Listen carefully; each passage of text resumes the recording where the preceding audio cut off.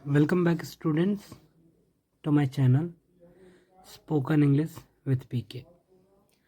Students, इससे पहले हम लोगों ने दिस दैट दिस दोज ये सब पढ़ लिया है, बड़े अच्छे तरीके से कंप्लीट कर लिया। बट उसके बाद मैंने कहा था कि हम लोग इसके बाद देयर का यूज़ पढ़ेंगे। तो आज हम पढ़ेंगे use of there with is am are के साथ देयर का यूज़ पढ़ेंगे। स्टूडेंट्स, देयर का ओरिजिनल मीनिंग तो वहाँ होता है, बट इसे मार के साथ यूज़ करते समय इसे लिखते नहीं हैं। मतलब जब भी हम इसे मार के साथ ऐसा लिखते हैं तो कभी कभी रेयर केस में ही वहाँ लिख देते हैं देर के लिए, बाकी हम लोग लिखते नहीं। उसके लिए मैंने एक एग्ज़ाम्पल लिया है। कुर्सी पर 4 पेन हैं, ठीक है। तो there are 4 pens on the chair, ठीक है। अब देखिए यहाँ पे मैंने जो देयर का ओरिजिनल मीनिंग होता है वहाँ उस चीज़ को यहाँ तो लिखा नहीं है। कुर्सी पर 4 पेन है, फिर भी देयर आ गया, ठीक है, क्योंकि वो साइलेंट अंडरस्टैंडिंग होती है कि कुर्सी पर 4 पेन है, इसका मतलब कहा जा रहा है वहाँ कुर्सी पर 4 पेन है, ठीक है। तो वहाँ इसमें अंडरस्टूड है, मतलब छिपा हुआ है, बट हमको लिखना नहीं है। कुर्सी पर 4 पेन है, तभी इसका ट्रांसलेट बन जाएगा there are 4 pens on the chair. एक चीज़ ध्यान देने वाली है कि इस किस स्ट्रक्चर से बनेगा। तो हम लोग इसके लिए स्ट्रक्चर यूज़ करेंगे there plus is am are plus object plus etc, ठीक है। चाहे जो रहेगा आपका सब्जेक्ट तो देयर हो जाएगा, जैसा कि दिस दैट में होता था। दिस दैट दिस दोज में वही लोग सब्जेक्ट बन जाते थे, ठीक है, सब्जेक्ट का काम करते थे, तब हेल्पिंग वर्ड, तब ऑब्जेक्ट, जो भी कुछ आता था। अभी हमारा सब्जेक्ट बन रहा है देयर। एग्जाम्पल लेते हैं इसको बनाने के लिए इस स्ट्रक्चर पे। कमरे में 4 पंखे हैं, तो हमने ट्रांसलेट किया। पहले अकॉर्डिंग टू स्ट्रक्चर देयर आएगा, फिर इज एम आर में से ध्यान रखना है 4 पंखे हैं। अब देयर के बाद इज आएगा कि एम आएगा कि आर आएगा, वो डिपेंड करेगा आगे आने वाले वर्ड्स पे। जैसे यहाँ कितने पंखे हैं? 4 पंखे, तो पंखे बहुत सारे हो गए। तो देयर आर 4 फैंस, पहले देयर, फिर इज एम आर में से आर, फिर ऑब्जेक्ट क्या है? 4 फैंस, फिर ईटीसी देयर आर 4 फैंस। फिर आया तो ऐसे बन गया there are 4 fans in the room, ठीक है। ईटीसी में आ गया इन द रूम। फिर आ गया नेक्स्ट सेंटेंस आपका, बिस्तर पे एक किताब है। अब देखो किताब कितनी है? एक। कहाँ पे है? बिस्तर पे, ठीक है। जैसा कि हम जान रहे हैं कि देयर का मीनिंग जो वहाँ होता है वो इसमें अंडरस्टूड है, छिपा हुआ है, ठीक है। बिस्तर पे एक किताब है का हमने ट्रांसलेट किया पहले अकॉर्डिंग टू स्ट्रक्चर। स्ट्रक्चर क्या था? पहले देयर, तो देयर, फिर उसके बाद एक किताब है, इस वजह से is. A book on the bed, कहाँ पे? बिस्तर पे, बेड मीन्स बिस्तर, ओके। नेक्स्ट है मेरी कॉपी में 500 पेज है। अब मेरी कॉपी में 500 पेज है, इसका भी मीनिंग अंडरस्टूड है कि वहाँ, ठीक है। मेरी कॉपी में 500 पेज है, तो देयर आर कितने पेज हैं? 500, प्लूरल हो गए, इसी वजह से आर लग गया। There are 500 pages in my copy, okay. Next sentence देखते हैं हम लोग।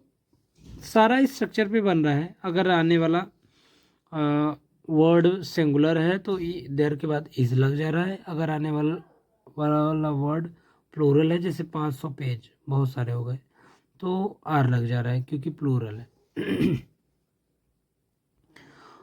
वहाँ मेरी घड़ी है। अब ये यहाँ पे देखिए, हम कह रहे हैं नॉर्मली हम लोग वहाँ ऐड नहीं करते, लेकिन कभी कभी रेयर केस में ऐड कर सकते हैं वहाँ को। जैसे वहाँ मेरी घड़ी है, तो there is my watch, sorry यहाँ मैंने पेन लिख दिया, देयर इज़ माई वॉच। वहाँ मेरी घड़ी है कि मैंने क्या ट्रांसलेट किया, there is my watch. Okay, there is my watch. घर के बाहर, नेक्स्ट सेंटेंस है, घर के बाहर 4 लड़के हैं। ठीक है, तो पहले देयर, फिर 4 लड़के हैं, मतलब एक से ज़्यादा लड़के, तो आर, फिर 4 बॉयज़, 4 लड़के 4 बॉयज़। कहाँ हैं? घर के बाहर, out of the house. There are 4 boys out of the house. ठीक है, आई होप यहाँ तक आपको समझ में आया है। आगे हम लोग देखते हैं। आगे का सेंटेंस है, मेरे जेब में 19 रुपये हैं। देखो कहाँ पे कोई क्वांटिटी, देयर का यूज़ मेनली कोई चीज़ कहाँ है, कितना है, ये बताने के लिए होते हैं। अब चाहे वो लिविंग हो या नॉन लिविंग, कोई चीज़ कहाँ है, कितना है, ये बताने के लिए होता है। ठीक है, मतलब इजी मार्क के साथ, इजी मार्क के साथ अगर देयर यूज़ हो रहा है तो वो ये बताने के लिए हो रहा है कि कोई चीज़ कहाँ है और कितना है। मेरे जेब में 19 रुपये हैं। There are 19 rupees in my pocket. Next sentence है, इस घर में 8 दीवारें हैं। There are 8 walls in this house. ठीक है, उसके पैर में 3 तिल है। उसके पैर पे 3 तिल है। देयर आर 4 मोल्स, मोल्स मिल तिल, 4 मोल्स ऑन हिज लेग, उसके पैर पर है। अब देखिए, ये सब थे हमारे एक जैसे यूज़, जहाँ पे हम कोई चीज़ कहाँ है, किस जगह है और कितना क्वांटिटी में है, मतलब नंबर में कितना है, ये हमने देखा। अब जो हम देखेंगे उसका डिफरेंट यूज़ है। डिफरेंट यूज़ में भी क्या है भाई, डिफरेंट यूज़ में भी है हमको वहाँ पे कुछ अलग ही देखने को मिलेगा। मतलब आपको लग रहा होगा कि यहाँ का ट्रांसलेट कुछ और होगा, बट अकॉर्डिंग टू मीनिंग आपका देखेंगे, मतलब हिंदी में जो सेंटेंस दिया है उसके मीनिंग के हिसाब से देखेंगे तो यही ट्रांसलेट बनेगा। ठीक है, तो अब इसमें मिस्टेक नहीं करेंगे, देर से ही बनाएंगे। कैसे है, वो रही मेरी घड़ी। जब हम ये बोलते हैं वो रही मेरी घड़ी, तो हम ये थोड़ी कह रहे हैं वो रही मतलब वो, मतलब दैट मत बोल देना। वो रही मेरी घड़ी, दैट इज़ माई वॉच, ऐसा मत बोल देना। वो रही मेरी घड़ी बोलने का मतलब होता है कि वहाँ पे मेरी घड़ी है। जैसे हम लोग कभी कभी बोलते हैं वो रही मेरी घड़ी, तो इसका मतलब हम लोग बताना चाह रहे हैं कि वो घड़ी मेरी वहाँ पे है। ठीक है, इसीलिए देयर इज़ माई वॉच ये करेक्ट ट्रांसलेशन होगा। समझ गए? ऐसे ही वो रहा उसका कपड़ा। ठीक है, अब यहाँ पे ये थोड़ी कहना है दैट इज़ हर या हिज। अब देखो यहाँ पे हर इसलिए लग गया क्योंकि पता है कि उसको लड़की को बोला जा रहा है। वो रहा उसका कपड़ा, तो ऐसा थोड़ी बोलेंगे दैट इज़ हर क्लॉथ। नहीं, वो रहा उसका कपड़ा, इसका मतलब बताया जा रहा है कि वहाँ है उसका कपड़ा। ऐसे ही थर्ड वाले सेंटेंस में, वहाँ है आपका फ़ोन। अब वहाँ है आपका फ़ोन से हमको क्या पता चल रहा है, यहाँ पे वही मैं इसको चेंज करके वो को वहाँ में चेंज कर दिया ताकि आप लोग इजीली अंडरस्टैंड कर सके इसको कि इसका कॉन्सेप्ट क्या है। वहाँ है आपका phone, there is your phone. यहाँ पे भी मैं लिख सकता था कि वो रहा आपका फ़ोन, उसमें भी मैं यही बताता कि फ़ोन किस जगह है।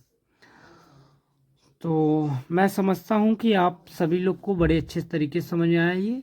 मैं कुछ आप लोगों को होमवर्क दे देता हूँ, जो आप लोग कमेंट बॉक्स में टाइप करके भेजिएगा। जैसे वो रहा उसका, वो रहा उसका साइकिल, वो रहा उसका साइकिल। एक सेकंड नंबर है, मेरे घर में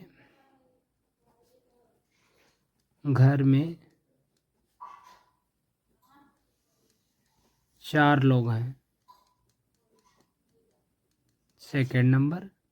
थर्ड,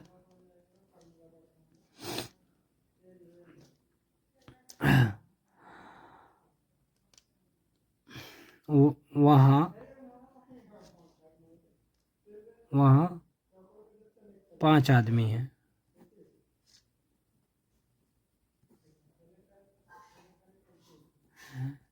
ओके, एक चीज़ और मैं बता देना चाहता हूँ कि जैसा कि मैंने पहले बता दिया कि देयर का यूज़ हम लोग कोई चीज़ कहाँ है, कितनी क्वांटिटी में है, ये बताने के लिए हम लोग इज एम आर के साथ ज़्यादा यूज़ करते हैं। तो आप लोगों को जो स्ट्रक्चर मैंने बताया उसी स्ट्रक्चर पे आप लोग वर्क करेंगे, और उसको सीखने के लिए देखो, स्ट्रक्चर जैसे नहीं समझ में आता तो आप वीडियो को रोक कर स्ट्रक्चर को अपने कॉपी में भी लिख सकते हैं या फिर स्क्रीनशॉट भी ले सकते हैं। ओके, आज के लिए थैंक यू।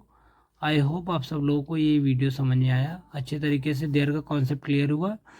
देयर के और जो भी कॉन्सेप्ट रहेंगे मैं उन पर वीडियो डालता रहूँगा। ये तो रहा देयर का सिंपल यूज़, जिसमें हमने पढ़ा कि there simply is am are के साथ कैसे यूज़ होता है। और एक डिफरेंट यूज़ भी हम लोगों ने पढ़ा। डिफरेंट यूज़ में हमने क्या पढ़ा भाई? हमने डिफरेंट यूज़ में देखा कि डिफरेंटली अलग तरीके से देयर को और कैसे हम यूज़ करते हैं। ओके, आज के लिए थैंक यू।